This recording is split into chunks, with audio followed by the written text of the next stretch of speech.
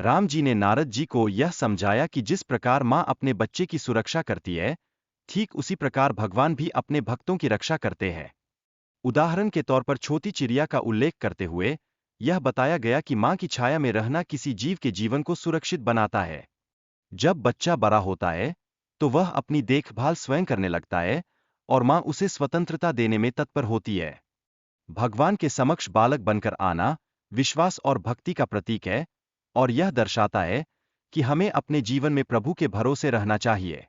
यह राम जी द्वारा वाल्मीकि जी से मार्गदर्शन लेना यह इंगित करता है कि हम सभी को अपनी समस्याओं में दिशा निर्देश की आवश्यकता होती है, जो हमारे विकास में सहायक सिद्ध होता है।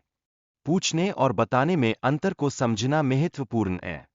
सही मार्गदर्शन प्राप्त करने के लिए हमें अपने से श्रेष्ठ व्यक्तियों से प्रश्न करना आवश्यक है।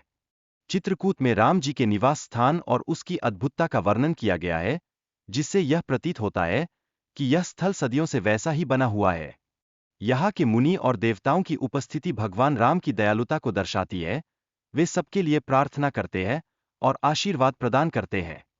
कोल भीलों का भगवान राम से जुड़ाव और उनकी भक्ति का उल्लेख विशेष महत्व रखता है। वे भगवान के पास जाकर अपने भाग्य का निर्माण करते हैं। हमारे चारों ओर की प्रकृति, पशु और पक्षी भी प्रभु के धन्य स्वरूप का प्रतिबिंब है, जिन्हें हमें प्रशंसा और सम्मान के साथ देखना चाहिए। प्रभु के प्रति आभार व्यक्त करते हुए हम सभी को चाहिए कि हम अपने जीवन में सौभाग्य देखने की प्रवृत्ति विकसित करें। धन्य होने के अनुभव को संतोषजनक रूप से समझने के लिए रामेश्वरम जैसे पवित्र स्थलों का दर्शन करना अत्यंत महत्वपूर्ण है। परिवार में प्रत्येक सदस्य की भूमिका का महत्व अत्यधिक है। छोटे से लेकर वृद्ध तक सभी की उपस्थिति और योगदान अनिवार्य होते हैं। समर्थन देने वाले लोगों की उपस्थिति जीवन में सकारात्मकता का संचार करती है और यह मानसिक स्वास्थ्य को बेहतर बनाने में सहायक सिद्ध होती है। भगवान की कृपा से परिवार में एकजुटता और आनंद की अनुभूति होती है, जो विश्वास और श्रद्धा को बढ़ावा देती है। भगवान राम ने कोल भीलों को प्रेम से संतुष्ट किया। उनके साथ भगवान का संबंध मानवीय प्रेम का उत्कृष्ट उदाहरण प्रस्तुत करता है। गोस्वामी तुलसीदास जी के अनुसार भगवान राम वन में मां जानकी और भाई लक्ष्मण के साथ आनंदित रहते हैं, जो प्रेम और स्नेह का प्रतीक है। भगवान राम का वन में रहना और आनंदित होना देवलोक के ऐश्वर्य से कहीं अधिक महत्वपूर्ण है। यह दर्शाता है कि सच्चा सुख भक्ति में निहित है। स्वीकृति का भाव जीवन में सकारात्मकता का संचार करता है।